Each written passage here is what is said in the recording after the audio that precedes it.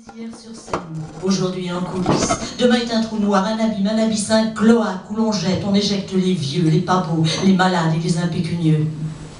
Aujourd'hui c'est mon tour, demain ce sera le tien, car tu décrépiras mon pote, sûr et certain.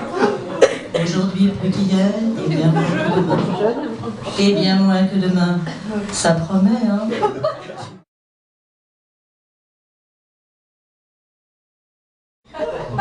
Bon. Allez, bravo la petite dame, elle va changer de refrain. Il y a des perturbateurs dans cette salle.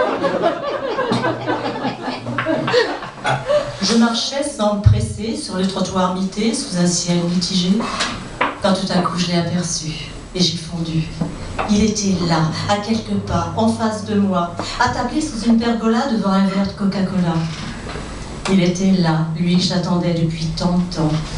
Ah, il n'a fait qu'un tour, mon sang. Il a bouilli, il a gelé. Mon cœur en était tout retourné. Il était là. Il était beau. Il sentait bon le sable chaud et l'aftershave, senteur qui vers moi traversait les airs et je devais avoir un drôle d'air. Il était là. Il regardait passer les gens. Et moi, à 2 pas sur le bitume, j'étais plantée, le bec ouvert, à mater sans pudeur ce mec. J'étais toute chaude, j'étais toute chose, et je voyais tout un tas de choses dans l'échancrure de sa chemisette, qui était toute verte et entr'ouverte, et qui embarquait hardi mon imagination dans une tralée de songes cochons à faire blêmir un corps de garde. C'est qu'il avait un corps, Dieu me garde, à faire damner un sein, et les deux miens. Bref, dans ma tête, je l'effeuillais, je le grignotais, je censurais. Et je me suis mise à m'engueuler. Espèce d'ahuri, tu es gaga, arrête de reliquer ce gars-là qui est pas pour toi, t'es qu'une traînée, une délurée. Non, je n'étais pas une traînée, je n'étais pas une délurée, je n'étais pas une obsédée. J'étais de l'amour, une oubliée. Un pauvre bijou non réclamé, une demi-orange essolée qui avait peut-être enfin trouvé sa bonne moitié. Mais sous mes mirettes plus très nettes, il se gondolait mon Apollon. Il devenait monstre, il devenait moche. J'ai ôté les 2 mains de mes poches et je les ai passées sur mes yeux. Oh, il est redevenu un dieu tout beau qui... Ma parole, je délirais, il fallait que je m'arrache, que je me tire, que je me casse, mais c'est un regard illuminé qu'il a balancé de mon côté. Vous savez quoi? Je me suis retournée. Personne, ça m'était destiné. J'en croyais pas, mon pauvre cœur qui galopait de plus en plus fort. J'ai cru que j'allais tomber. Il s'est vers moi précipité, m'a redressé, et je nous ai aperçus tous deux dans un reflet de la vitrine de la boutique près du café. Adieu, veaux, vaches, cochons, couvées. J'ai vu mes pauvres tifs argentés contre ces boucles de rue dorées. J'ai vu ma pauvre carcasse usée entre ses bras solides, musclés. Et j'ai alors réalisé qu'il faudrait hélas plein de rien, 40 ou 50 ans de moins, pour que je lui dise. Je ne sais pas comment j'ai fait pour l'écarter. Je ne sais pas comment j'ai fait pour me redresser et repartir d'un pas, ma foi, presque assuré, en regrettant pourtant de ne pas avoir crevé pendant qu'il me tenait tout contre lui, serré.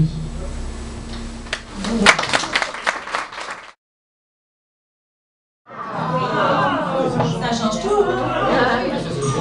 Oui, tout à fait. J'avais remarqué. Il faut avoir un corps parfait du haut du crâne en bas des pieds. Un corps net, sans aspérité, galbé et bien proportionné.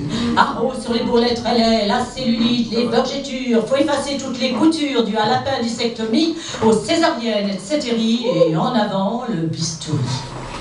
Pour les chirurgiens, pain béni. Ils tranchent, ils taillent, pas de détails. Ils fourbissent leur attirail d'aiguilles, de ciseaux, de scalpels et toute une tralée de matériel pour façonner un corps tout beau, aux oies, aux dindes, aux pigeonneaux qu'entre leurs mains nous sommes devenus. J'oubliais les crèmes, les onguents qui nous coûtent les mailles des dents. C'est qu'il faut dire qu'en bras fidèles, pour satisfaire nos Adams, il faut qu'on barre la route aux rides, faut la barrer à la coupe rose, faut qu'on se fasse un teint de rose.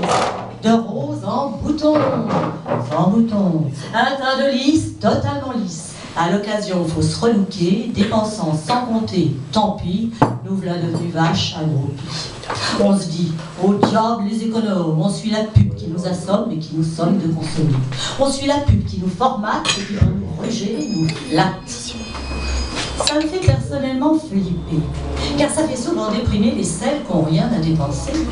Dame, quand à coups de papier glacé, on se fait sans cesse agresser par des déesses à demi nues, formes menues si bien roulées qu'on est prête nous à se faire rouler, on n'a pas toujours les moyens. Dans ce cas-là, on surcomplexe, on se désole, on anorexe, on ne sait plus à quel sein se vouer. Pour regalber ses seins, ses fesses, on pense, même si c'est insensé, qu'il n'y a qu'un moyen, une seule adresse, l'enfer. Vendre son âme à Lucifer. Dieu en v'là une bonne idée. Et comme plein d'autres y ont songé, il est assailli de tous côtés, et le marché est saturé. On n'a donc plus qu'à se contenter de ce que le bon Dieu nous a donné, et il peut vraiment pas se vanter d'avoir, le traître, respecté l'égalité.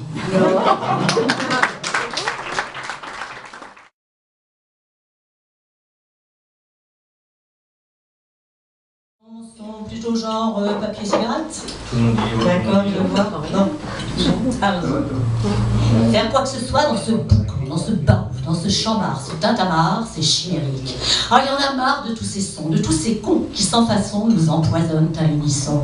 Partout ça clique, ça chante, ça siffle, et ça vrombit, et ça bourdonne, ça tape, ça teinte, ça cacophone. Partout piqueur, tondeuse, robot, camion poubelle, auto, moto, font un concert charivari. Sans oublier radio, TV, magnétoscopes et DVD, avec engueulade à la clé. Putain, personne ne veut partager. Chacun dans son petit coin s'isole avec son matos, sa vraie folle.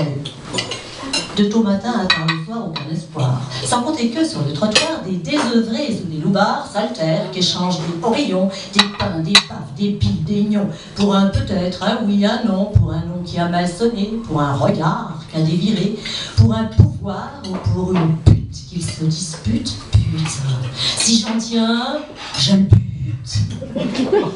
Pendant les brèves accalmies, je peux même pas rester au lit.